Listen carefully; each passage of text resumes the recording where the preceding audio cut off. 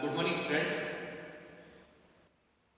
परसों शिक्षा दिवस था, 11 नवंबर शिक्षा दिवस था और उसके ऊपर मेरे बहुत सारे छात्रों ने मेरे से पूछा है सर शिक्षा दिवस क्यों मनाया जाता है और ये नई शिक्षा नीति क्या है।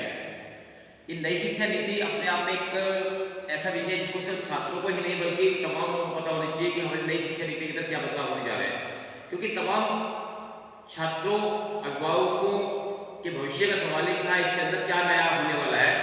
तो एनईपी न्यू एजुकेशन पॉलिसी ये है क्या, इससे क्या तब्दीली आने वाली, क्या इसके फायदे और क्या इसके नुकसान है, इसके ऊपर मैंने सोचा क्यों ना इसके ऊपर एक विस्तृत रूप से ऐसा वीडियो बनाया जाए सबको इसके बारे में पता लग सके ये नई शिक्षा नीति है क्या। तो इसके तहत मैं आपको बताना चाहूंगा कि हमारी जो पुरानी शिक्षा नीति है वो हमारी चलती थी 10+2+3+2 के तहत, अर्थात हर एक स्टूडेंट को पहले 10 साल तक समान शिक्षा को ज्ञान करना होता था। उसके अंदर लैंग्वेज, मैथ, एसएसटी, साइंस ये पढ़ने होते थे। 2 साल तक वो अपने स्ट्रीम लेता था, या तो साइंस ले, कॉमर्स ले या हिंदी ले। 3 साल तक वो बीए को बीएससी करता था और उसके बाद उसे पीजी करने के लिए जाता था।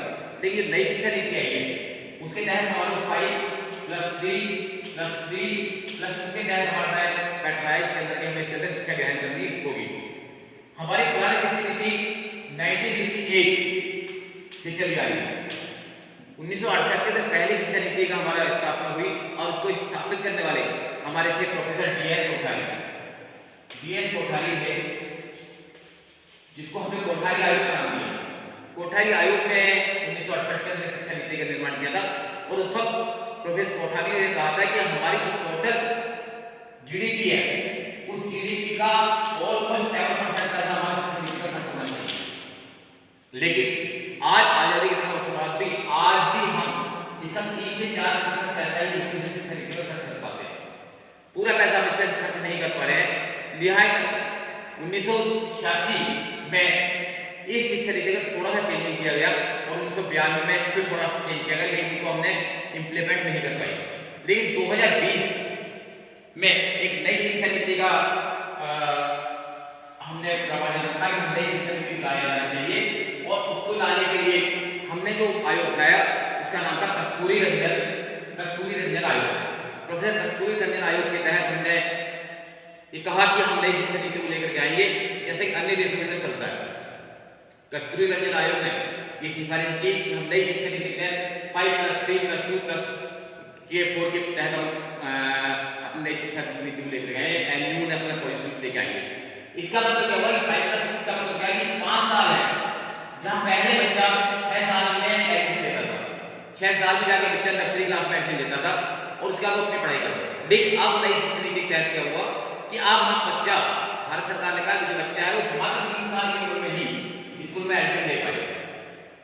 3 साल के में एडमिशन लेने के बाद वह आगे 5 साल तक वह सिर्फ स्कूल के अंदर बस्ते का बोझ नहीं उठाएगा, कोई बस्ता लेकर नहीं जाएगा, वह सिर्फ खेलने के लिए स्कूल जाएगा, खेलने के लिए स्कूल जाएगा, खेलेगा, खाएगा, आएगा, सोएगा, उसी तहत में रहेगा। 3 साल उसके नर्सरी, प्री नर्सरी, केजी के हो गए, 2 साल हो गए फर्स्ट और केजी के। लेकिन इसके दौरान उसको कोई भी एग्जाम नहीं देना, कोई एग्जाम उसका बाहर नहीं होगा, उसका इस प्रकार कोई भी जरूरत नहीं होगी कि पेपर की तैयारी करे या वो पेपर से डरे, क्योंकि बच्चा स्कूल जाने डरता है, बच्चा स्कूल में जाने डरता है क्योंकि उसको लगता है कि वो टीचर उसको मारेगा, टीचर को पेपर देने पड़ेंगे, इसलिए से बच्चा स्कूल जाने डरता है। इसलिए से उन्होंने कहा कि नहीं, जैसे बच्चा घर में खेलता है ठीक उसी प्रकार से बच्चा स्कूल में जाके खेलेगा और रहेगा। जब उसको खाना वो खाएगा, उसके पास सोने के लिए बेड भी होगा, वहां बच्चा लेट भी सकता है, सो भी सकता है और जब चाहे जैसे ड्रेस पहने जा सकता है, ड्रेस का भार उसके ऊपर नहीं होगा।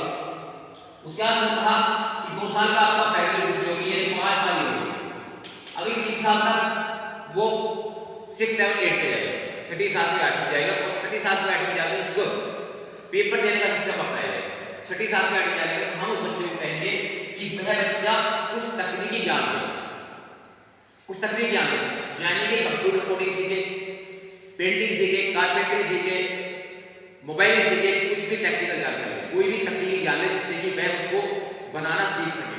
क्योंकि आज की स्थिति के अंदर क्या है, जो हमारी पुरानी शिक्षा नीति है उसके अंदर बच्चे के पास डिग्रियां तो हैं लेकिन उसे जानकारी किसी चीज की नहीं, उसको ज्ञान किसी चीज का नहीं है, वो बना कुछ भी नहीं सकता, कर कुछ भी नहीं सकता।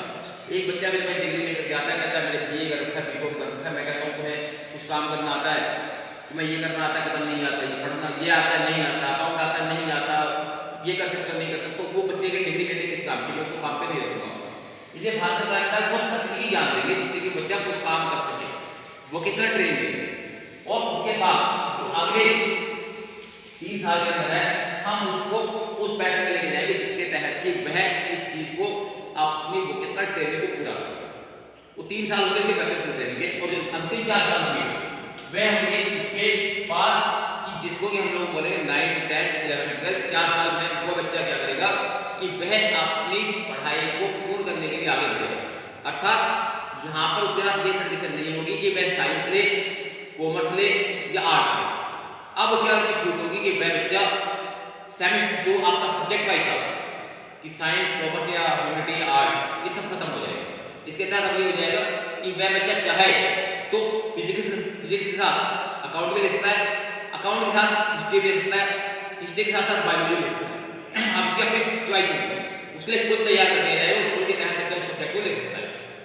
और उसके बाद में ये आपका वही आपका जो टोटल था हमारा कि जो पहले भारत सरकार ने 10 + 2 + 3 + 2 यानी कि 10 + 12 के मतलब 10 + 12 के मतलब या तहत को लेकर सकते थे, वही 15 साल यहाँ पर लगाएगी। लेकिन इसके अंदर बच्चों को हमने वोकेशनल ट्रेनिंग दी है इसकी बच्चा आप तो किसी कार्य को सीख सके, बच्चा किसी काम को करने में दक्षता हासिल कर सके। ये कोशिश हमारी भारत सरकार की अब नहीं होगी। इसके साथ साथ जो ये कस्तूरी रंजन समिति थी उसने ये भी कहा कि आगे चल करके हम लोगों का जो